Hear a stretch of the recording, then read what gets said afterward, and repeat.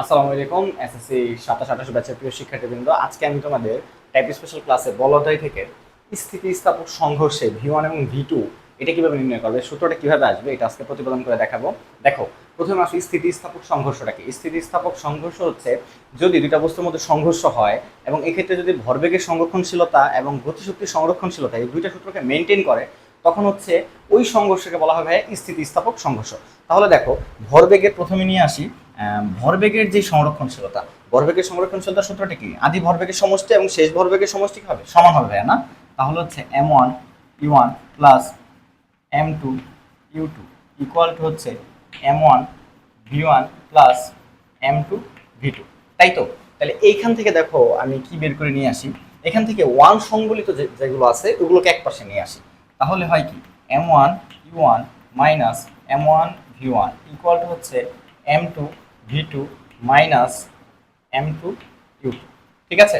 আচ্ছা, এখন তুমি কি করতে পারো, m1 কমন নিতে পারো। তাহলে হয় কি, u1 মাইনাস v1, আর এখান থেকে যদি m2 কমন নাও, v2 মাইনাস u2।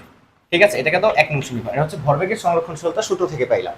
আর দ্বিতীয়টা হচ্ছে কি ভাইয়া? দ্বিতীয় হচ্ছে গতিশক্তির সংরক্ষণশীলতা। ঠিক আছে? আচ্ছা, গতিশক্তির সংরক্ষণশীলতা সূত্র কি? সংঘর্ষের পূর্বে মোট গতিশক্তি সংঘর্ষের পর মোট গতিশক্তির সমান হবে। তাহলে পাই কি, half m1 u1 square plus half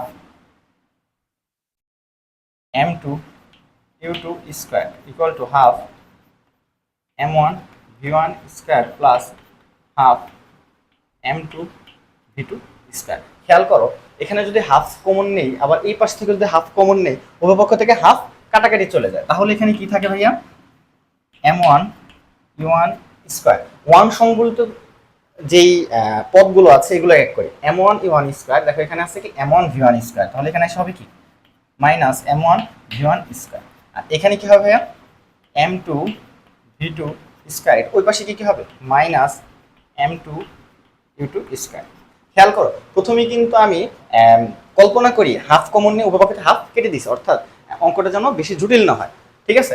আচ্ছা, তাহলে এখান থেকে দেখো m1 কি কমন নেওয়া যায়? তাহলে m1 কমন নিলে হবে কি u1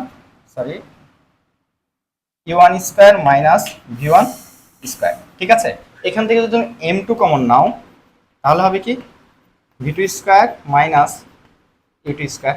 আচ্ছা, এটা হচ্ছে 2 নং সমীকরণ। বুঝতে পারছো? এখন যদি তুমি 2কে 1 দিয়ে ভাগ করো, তো 2 ভাগ 1 2 ভাগ 1 এইটা যদি করে নাও, তাহলে দেখো এটা উপরে থাকবে আর এটা কি নিচে। তাহলে m1 এখানে দেখো e square minus v square মানে কি u প্লাস v, এবং হচ্ছে u minus v a square minus b square সূত্র হবে। তাহলে দেখো m u1 মাইনাস v1 যদি কেটে দাও, এখানে থাকবে কি শুধু u1 প্লাস v1, এখান থেকে এটা পাবা। আর এখান থেকে v2 মাইনাস e2 চলে যাবে, দেখো থাকবে কি v2 plus v1 v2 plus v1। তাহলে এখান থেকে তুমি যদি v2 বের করতে চাও, তাহলে কি লিখতে পারো? v2 ইকুয়াল টু হচ্ছে v1, এটার পাশে কি মাইনাস, সরি v2 তুমি বের করতে চাও না, এখানে কি ছিল? ও, এটা তো v2 ছিল, v2 মাইনাস u2 ছিল, সরি ভাইয়া, v2 মাইনাস u2 ছিল। তাহলে তুমি v2 বের করতে চাও, তাহলে কি লিখতে পারো? তাহলে লিখতে পারো u1 minus u2 plus v1। ঠিক আছে ভাইয়া? তার মানে তুমি যখন v2 বের করতে চাইছো, তোমার এই ব্যাপারটা লাগবে ভাইয়া। v2 বের করতে চাওয়ার সময় তোমার কি লাগছে ভাইয়া? v2 ইকুয়াল টু হচ্ছে u1 minus u2 plus v1। এই v2 এর মানটা ভাইয়া ভরবেগের সংরক্ষণশীলতার সূত্রে বসাবো। কোথায় বসাবো? মানে 1 নং সমীকরণে বসাবো। তাহলে সূত্র কি? m1 u1 plus m2 u2 equal to হচ্ছে কি m1 v1 plus m2 v2, তাই তো? m1 v1 plus m2। এখন v2 এর মানটা বসাও। v2 এর মান কত ভাই? u1, তারপর হচ্ছে মাইনাস u2, তারপর হচ্ছে কি ভাই প্লাস v1। ঠিক আছে? আচ্ছা, তাহলে এখন সরলীকরণ করো, m1 u1 plus m2 u2, এখান থেকে কি পাবা? m1 v1 plus m2 u1 minus m2 u2 plus m2 v1। ঠিক আছে, এখন তুমি বের করবা কি v1 আর v2 এর মান। তার মানে v1 গুলোকে একসাথে করো, ঠিক আছে, আর v2 কে আর v1 গুলোকে একসাথে করো, বাকি সবগুলোকে এক পাশে নাও, সেখান থেকে তুমি v1 পেয়ে যাবা। তাহলে দেখো তো ভাই v1 কোথায় কোথায় আছে, ভি ওয়ান এই দেখো এই যে আছে ভি ওয়ান আর এই যে আছে ভি ওয়ান, বাকি সবগুলোকে এক পাশে নিয়ে আসো। কথা কি বুঝতে পারছো? এই সবগুলোকে এক পাশে নিয়ে আসো, তাহলে হবে কি ভাইয়া M1 V1 plus M2 V2। ঠিক আছে, এই যে দুইটা ছিল এই দুইটাকে রাখছি, তাহলে এইখানে যা আছে সেটাকে আগে লিখে দিই। এখানে M1 U1 plus M2 U2, এই দুটো তো লিখে দিছি। তাহলে বাকি আছে ভাই এই দুটো বাকি আছে না, এই দুটো কি সাইড চেঞ্জ করবে, তাহলে সাইড চেঞ্জ করলে কি চিহ্ন চেঞ্জ হবে, minus M2 U1 plus M2 U2। ঠিক আছে, আচ্ছা তাহলে এখান থেকে কি করতে পারো বলো? এখান থেকে দেখো এখানে কি ছিল M1 V1 M2 V1, sorry ভাইয়া দেখছো V1 আর 1 2 লিখতে গিয়ে মিস্টেক হয়ে যায়, একটু খেয়াল করে লিখো। ঠিক আছে, তাহলে এখান থেকে V1 যদি কমন নাও তাহলে কি পাও M1 প্লাস M2।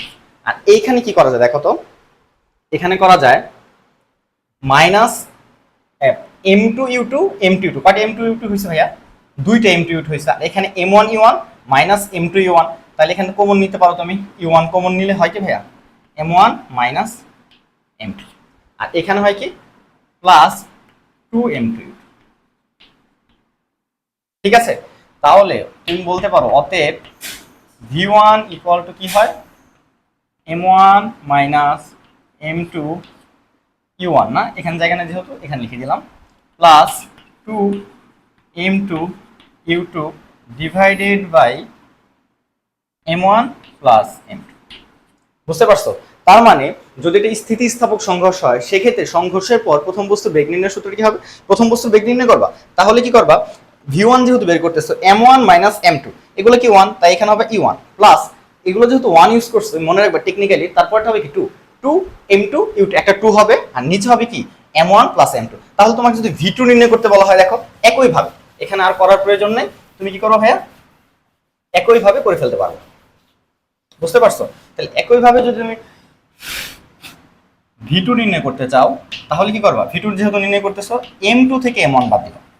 ঠিক আছে, M2 থেকে M1 যেহেতু এগুলো 2 দিছো তার মানে এখানে হবে কি U2।